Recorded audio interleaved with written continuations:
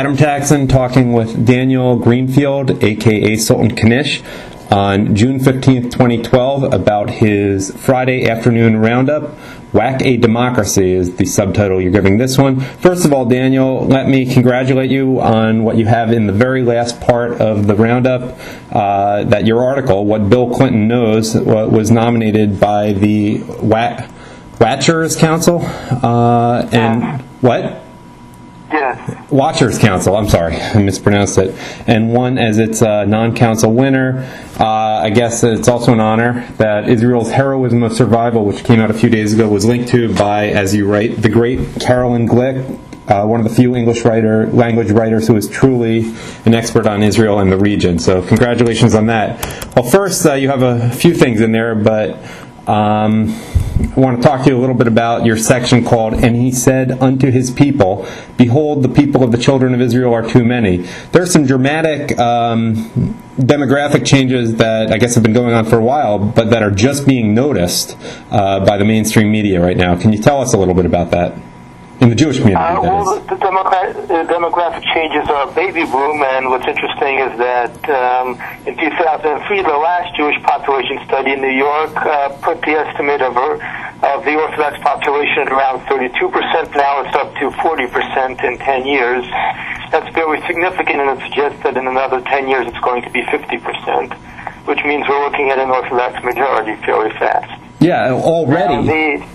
Now, the Siena College poll, which I'm going to go into more detail in a front-page article this week, shows fairly startling levels of conservative affiliation among Jews, not necessarily directly conservative affiliation, but I think 43% are planning to vote for Romney. Let me bring this up right here. 46% would prefer to vote for somebody other than Obama. 42% have a favorable view of Mitt Romney. 43% are planning to vote for Mitt Romney. 48% think that Romney would be better at addressing the deficit. 45% think that Romney would be better at improving the economy versus 43% for Barack Obama. Now, these are not the kind of numbers that people associate with the Jewish vote, but now they're about to start. And one other point that is relevant there is, it sounds like what's going on in a European city with Islam, but half the babies born today are Orthodox among Jews? Fairly sizable amount. Right now, 75% of Jewish children in New York are Orthodox. The Orthodox birth rate is, I think, their numbers seem to vary, but it's either 3 times higher or even more than that. You also write about, you start off this week with a subsection called Whack, about what has been happening in Egypt, which of course the mainstream media has not been covering. Can you explain a little bit about that? Well, you've had you was always going to come down to a power struggle between the Muslim Brotherhood and the remnants of the military regime. This was obviously inevitable. The media did nobody any favors by repeatedly misreporting the claim that this was going to be some sort of secular government led by al-Baradi. That was never going to happen.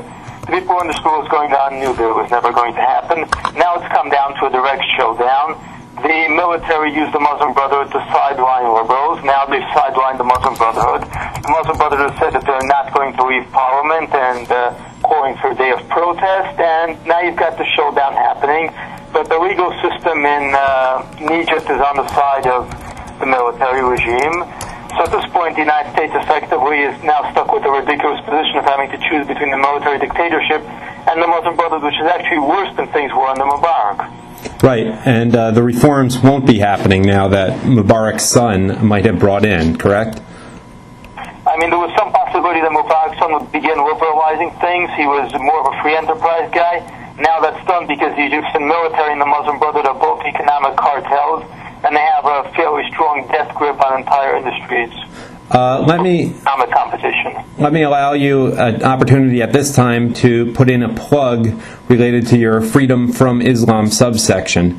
There's a certain comic that you want to promote.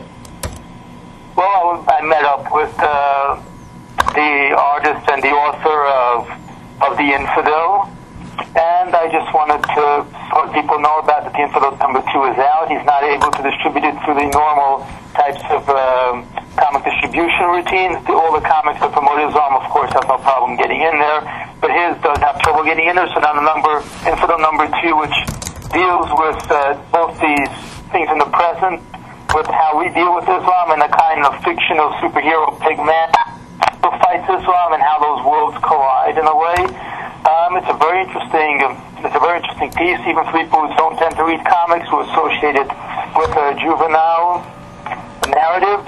This is sophisticated. This is a sophisticated thing, and it's a direct gut punch to the whole superstructure that defends Islam and promotes it. Daniel Greenfield, thanks as always for your Friday afternoon roundup, and Shabbat Shalom. Shabbat Shalom.